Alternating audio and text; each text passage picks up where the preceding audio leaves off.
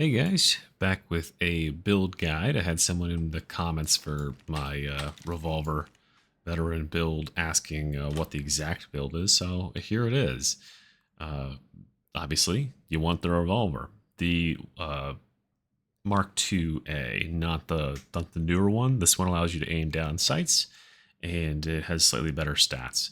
So what we're looking for on this weapon is as high as possible, critical bonus, all these things, all these four right here are your ones you want to cap.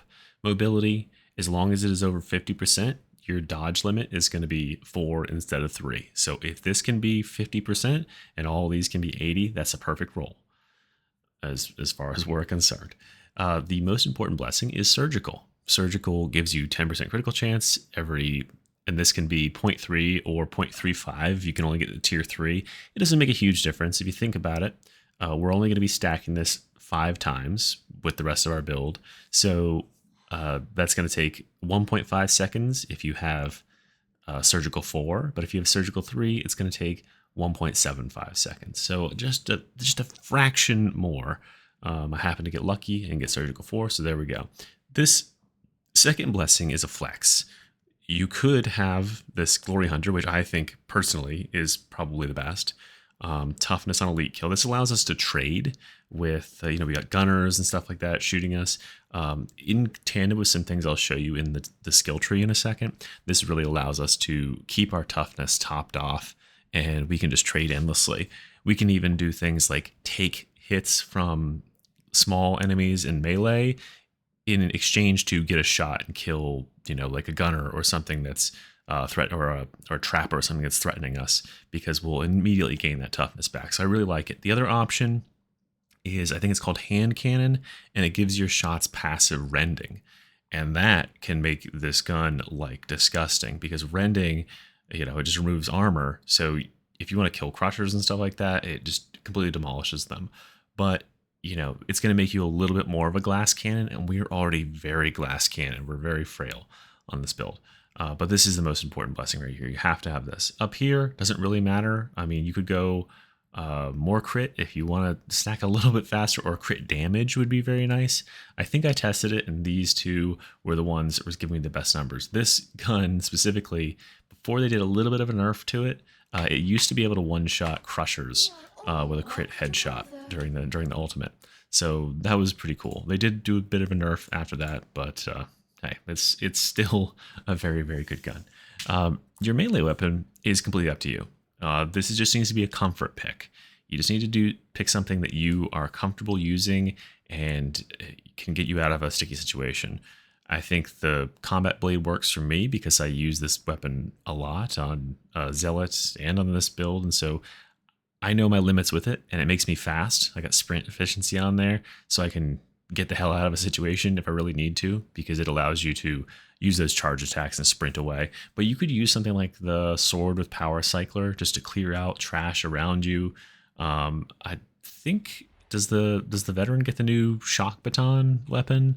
Really just anything that you are comfortable using, because we want to rely on our revolver, and then we go to this if we got something that's coming up in our close personal space, or we just can't squeeze a reload in right now. So this is kind of a panic button, is to pull out our melee.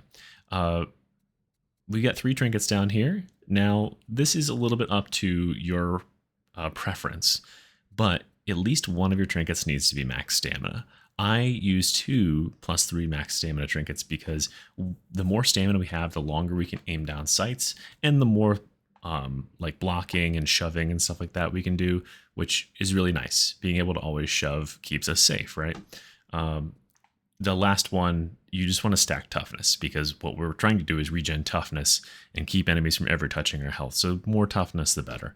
And then as far as like secondary traits, stamina regen is the best one. You absolutely want to have stamina regen.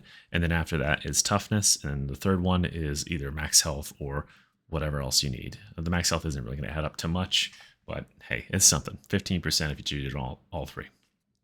So there is the gear. And let's go over to the talents. So this is a talent tree. I'm going to slowly scroll through it and sort of address things line by line, just letting you copy it if you're doing it yourself.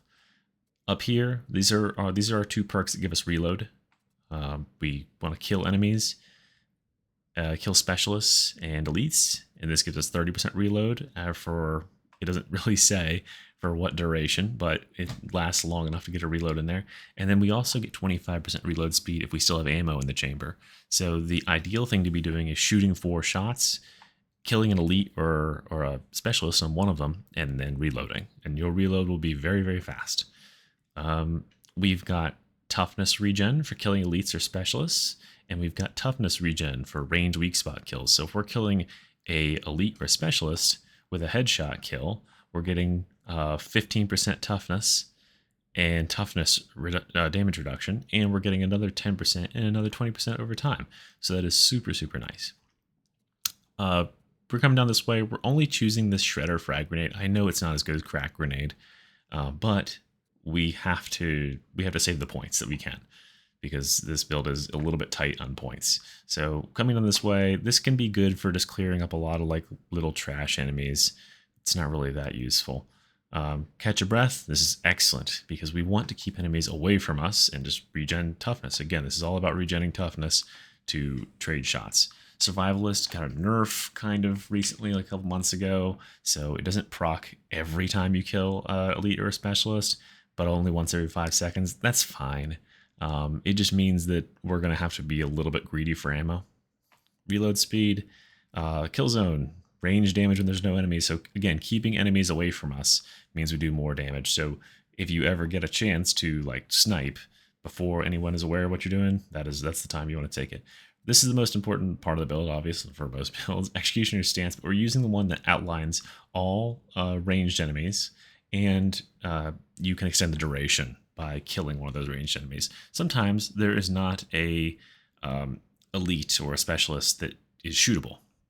There's just not one in range, but we can get another 5 seconds by shooting just a regular old ranged dude. So we can just extend that. And that, in combination with this talent down here, reducing your cooldown, means that oftentimes your cooldown will be up before you're even done with your ultimate, especially if it's like a target-rich environment.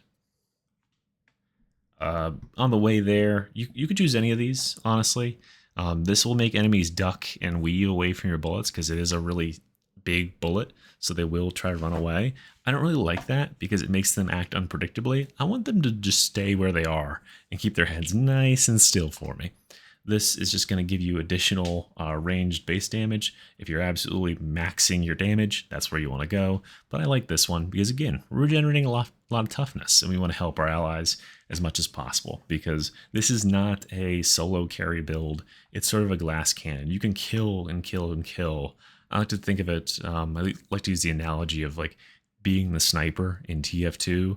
You can kill enemies all day. You can murder them the second they come to the spawn point. But at the end of the day, someone has to go up there and push the payload or stand on the checkpoint. You can kill all the specialists and elites in the world, and you can top those leaderboards, but you still need to, pick up the power cells and stuff to win in Darktide. As far as other critical stuff, we have Deadshot down here. Deadshot is why we have all that stamina, because Deadshot does give us 25% critical chance and sway reduction, which is when we're aiming down the sights, but we're going to lose a lot of stamina by using it, and stamina when we're shooting. So we want to have a lot of stamina. And it's nice to have stamina in general. We're trading our survivability for that stamina, but this is what allows us to keep shooting. And we got weak spot damage because, we're trying for headshots, grid headshots here. Suppression immunity is absolutely essential because enemies will flinch you and you'll miss. And this is a precision weapon. It's not a bolter. It's not, I'm trying to think like an assault rifle. If you miss the shot, you miss the shot. There's some other weapons that fire fast enough where you might miss a couple shots, but a couple will hit. This is like, if you miss a shot, it's a big deal. So make sure you're hitting them. Ammo, 15% base of damage against elite enemies, our favorite enemy. And then for this choice right here, this can be either way. If you are taking a lot of hits, take the damage reduction, but I really want to get my stamina back as fast as possible. So that's really nice. And then down here is just marksman focus. So this is sort of the little thing that adds even more damage to this build. If we stand still, but using this talent right here, we are stacking up headshot damage, basically. It gives us range finesse power, which is, finesse power is the damage that crits and headshots deal. So the more standing still and the more headshots we deal, the greater damage we do. And when we get a range weak spot, range headshot kill, we can move without losing stacks for 6 seconds. So that's how we kind of shoot, kill a couple people, and then reposition in that 6 seconds. And having max stacks of this is the difference between one-shotting an enemy and two-shotting them. And that makes a really big difference when you only got 5 shots in your magazine. So that's the build. I don't think there's anything super essential that I missed. Let's go ahead and show it in action here. That's not the right thing to press. Turn off my sound muffler so I can hear what's going on here.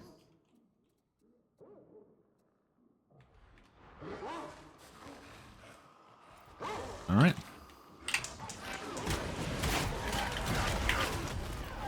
Oh, gee. Didn't quite make it. Oh, well. All right, anyway, guys. Thanks for the watch, and I'll see you next time.